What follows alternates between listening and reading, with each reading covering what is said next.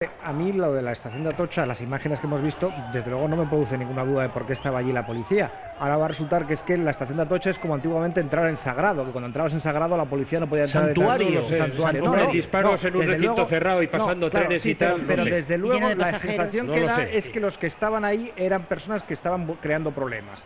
Porque desde Y luego algunos el hasta ciudadano que esperaban se un baja tren, del tren fíjate, y qué se problema. encuentra eso, lo que intenta es Ya, quitarse bueno. en medio, no enfrentarse con la policía. Eso Sí, pero seguro. si está una de nuestras madres esperando Permitidme, el tren, vamos a ver los problemas son porque mayores. la verdad es que ayer se vivieron momentos... Me acaba de pedir disculpas. Lo mismo que digo una cosa, digo la Te han otra. pedido Muy bien, disculpas. Ese- Tú ya sabes esa que en misma Internet, persona hay, acaba de pedir Internet, que es un disculpas. territorio maravilloso Pues de no era de los creación, también peores, es el entonces. refugio de algunos impresentables No, que pero bajo el en este anonimato caso, lo mismo que he opinan dicho, de lo que ha puesto.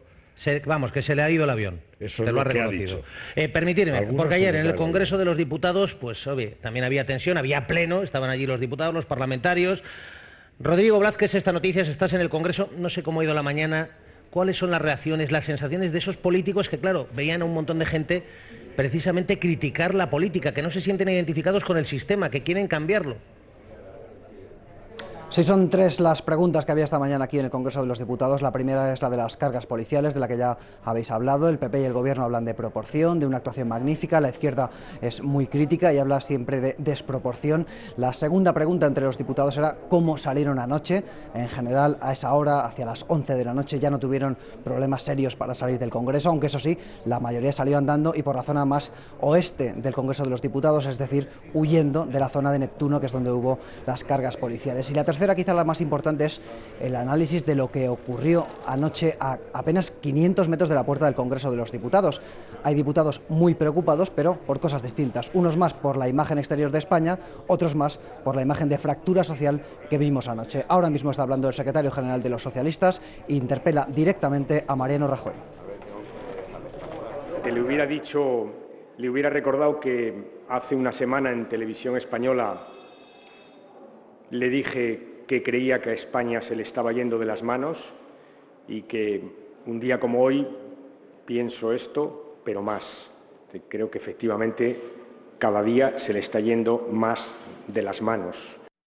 Bueno, gracias Rodrigo Blázquez, volveremos, porque además sé que Izquierda Unida está muy enfadada porque había pregunta, pero no le han hecho el juego de los cubiletes. José Bono, expresidente del Congreso, buenas tardes. Hola, muy buenas tardes. Es un día, no sé qué sensaciones tiene, expresidente del Congreso, ha sido ministro de Defensa, ha sido presidente autonómico, ha sido uno de los líderes del Partido Socialista.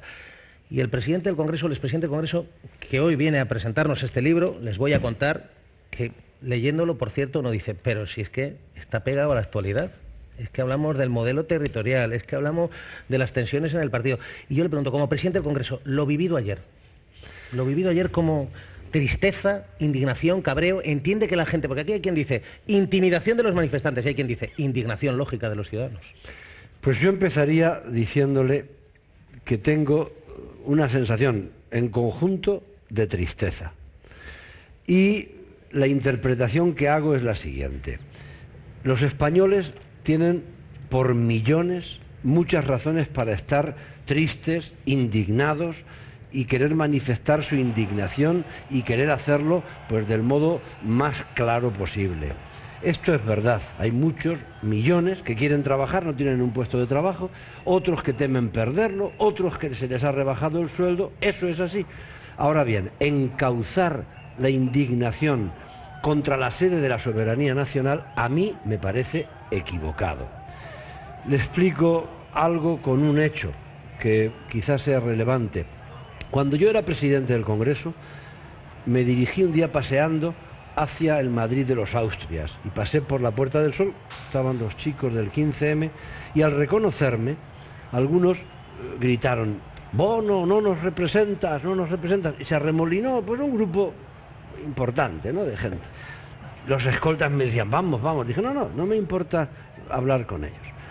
Y les dije, decís que no os represento, yo os hago una pregunta, ¿creéis que el Congreso de los Diputados es quien representa la soberanía nacional? No, dije, bien. En tal caso, no solamente no os represento, como decís, es que no quiero representaros. Me explico. Cuando en un país, por mucha indignación que haya, se dice que la sede de la soberanía nacional constitucionalmente no representa a la nación, alguien puede estar pensando pues en un golpista que lo represente o en un financiero que traigan de Europa para ponérnoslo. El Congreso es la representación de la nación constitucionalmente. Ahora bien, entonces pensé, y lo dije, y algunos me criticaron y mucho, que el Congreso representa a la nación jurídica y constitucionalmente, esto no cabe negarlo. Pero también tiene que hacer esfuerzos por representarla socialmente. Es decir, tiene que haber más cercanía entre los ciudadanos y los electos de la que tenemos. Yo me siento corresponsable, no crea que lo digo a humo de pajas. Y la ley electoral que tenemos es un disparate. Hay que derogarla. Lo he dicho en muchas ocasiones, lo digo ahora. Si usted o cualquiera quiere ser diputado, le será más útil ser amigo de quien hace las listas que de quien las vota. Esto es un disparate. Usted en su libro, inicia el libro además en su prólogo con una reivindicación de la política. Una reivindicación de la política en un momento precisamente, es decir, nosotros en este programa, que creemos en la política, pero la política clásica también debe reflexionar. Hay una pérdida de empatía, de simpatía. ¿Cómo recuperarla? ¿Cómo recuperar esa empatía, esa simpatía? Porque allí, en la manifestación de anoche, seguro que había reventadores y había expertos en montar líos, pero había mucha gente joven, mucha gente mayor, había también parados, gente que lo único que tienen es la sensación de que no les funciona el sistema, de que quieren profundizar en la democracia. Sí, sí. Bueno, ¿y cómo lo hacemos? Pues mire, yo le apuntaba en mi contestación anterior lo que creo que tiene que ser la solución, y es la cercanía. Los diputados, los concejales, los alcaldes, los ministros tienen que estar más cerca de la ciudadanía. Y hay un instrumento que nos aleja, que les aleja, la ley electoral. El diputado, el político tiene que ser más autónomo de lo que es. Tiene que poder expresar lo que siente, lo que piensa, y no siempre ocurre. A veces se expresa lo que crees que va a agradar al que te va a mantener en las listas. Las cúpulas de los partidos tienen demasiado poder.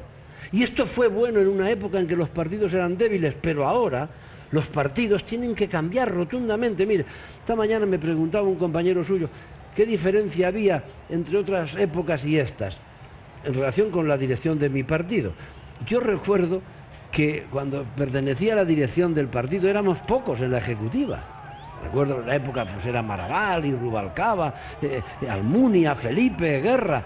Se discutía y se votaba y se le dejaba en minoría al presidente del gobierno en alguna ocasión. Bueno, usted lo cuenta en el libro. Sí. En más de una ocasión, usted que fue guerrista, fue uno de los primeros en decir adiós a Alfonso Guerra. Y usted, que se hizo muy cercano a Felipe González, se enfrentó a Felipe González. Sí, yo le dije en Toledo, que lo llevó muy a mal, en un mitin, la plaza de toros llena, y le dije, Felipe, ahora que hay silencio, ¿no escuchas al Tajo protestar de tu política hidráulica? Y claro, no le gustó. Pero después dijo, años después, es verdad, tuve que esperar años a decir, es que este dice lo que piensa. Bueno, pero en cualquier caso, decir lo que se piensa, pensar lo que se dice y tener autonomía es algo que la gente no lo explica a lo mejor en un editorial, pero dice, coño, los políticos tienen que ser más autónomos, no tienen que obedecer siempre como si esto fuera un cuartel a sus jefes de fila, porque eso no es bueno. Mire, yo no creo que el sistema electoral lo sea todo, pero influye mucho. El ministro británico de Defensa me invitó en 3 ocasiones a ir a su casa el fin de semana, y fui, él también vino a la mía. Y el sábado me dejaba el tipo solo. Y me dice, mira, yo te he invitado. Se iba a su territorio a currárselo. Claro, yo te he invitado, pero si yo no recibo hoy a más de 200 que tengo apuntados, ni voy a ser diputado, ni voy a ser ministro. Y esto, pues, hay que reflexionar. Señor Bono, yo hoy leía un artículo maravilloso de Raúl del Pozo en el diario El Mundo, y dice Raúl del Pozo: España sigue desgarrada, incompleta, nunca alcanza el sueño de una historia aburrida. Y es que de nuevo la maldición de la estructura territorial. Vuelven a reabrirse las viejas heridas de este país. Tenemos un conflicto territorial brutal, tenemos un conflicto económico importante con la amenaza del rescate y encima el clima social que vimos anoche en las cercanías. Hoy, por cierto, a las 7 de la tarde, de nuevo convocatoria frente al Congreso de los Diputados. No sé si decir es político como usted. ¿Cómo lo ve? ¿Cómo afronta? Porque ayer el rey lo decía, uno de los momentos más graves de nuestra historia reciente. Sí, sí. Coincido plenamente con esa apreciación, incluso yo le diría en una imagen que quizás sea plásticamente muy comprensible, que es como cuando uno pasa por una casa y ve que aquello es un desastre y dice, en esta casa falta un padre. Bueno, pues o una madre, ¿no? ¿Nos falta un padre? Yo creo que en estos momentos alguien tiene que decir, y claro, pues el gobierno tiene mucho que afirmar, no solamente lo políticamente conveniente. En este momento lo importante no es ganar las elecciones en Cataluña, ni en el País Vasco, ni en Galicia, que no cree usted que no son pocas, ¿eh? Todos los días estamos de elecciones. Sino lo importante es ganar la situación, porque lo que ocurrió el día de la Diada, en que cientos de miles de catalanes se manifestaron diciendo que no se sentían españoles, esto no es para maldecirlo, es para llamar la atención. Oiga, los sentimientos no se pueden decretar. Hay cientos de miles de catalanes que no se sienten españoles. Y yo creo que alguien debería decir, de los que mandan, que hay probablemente muchos más catalanes que sí se sienten españoles. Por cierto, usted en el libro, claro, descubrimos cómo Jordi Pujol en el 92, en el 97, en el 92, en la clausura de la OESPO, que le pregunta a usted, bueno, ¿qué piensa de los nacionalistas? Luego en el 97, y Pujol siempre enfadado por esa imagen, usted dice en el libro, chupasangre que tienen los catalanes fuera de Cataluña. Sí, Pujol creo sinceramente que pertenece a una generación en la que hay que ponerle muy buena nota, y a él también. Pero se ha hecho independentista ahora. Sí, pero le explico. Si tengo un momentín, le explico. Mire, Pujol pertenece a esa generación que estuvo en la cárcel para luchar por la libertad en España. A esa generación que gritamos, yo me acuerdo aquel 18 de mayo, que no olvidaré jamás. En la Facultad de Filosofía B, Raimon, cantando y gritando libertad para todos los españoles, amnistía para los presos y estatuto de autonomía. Yo desde luego la gritaba para Cataluña y para País Vasco, no iba a ser para Castilla-La Mancha, que nunca la habíamos reclamado. Bien, Pujol pertenece a la etapa de la recuperación de la libertad. Han pasado muchas cosas desde entonces y todos somos responsables, todos. Los gobernadores civiles, que pasaron a ser subdelegados del gobierno, cualquier autonomía tiene delegados a gogo en cada provincia, y el Estado lo que tiene es un subdelegado. Vean. Después hicimos el tripartito y los socialistas gobernamos con los independentistas, casi era un empujón a los moderados.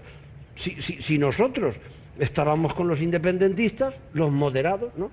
Estatuto de Autonomía de Cataluña. Ustedes saben, esto no es ofensivo, porque a veces da la impresión de que hay que decirlo, que se puede querer mucho a Cataluña y no estar por su independencia. Yo creo que hay millones de catalanes que piensan así, pero claro, si nos acostumbramos a presentar a España como la madrastra, se hizo una encuesta cuando el Estatuto de Autonomía.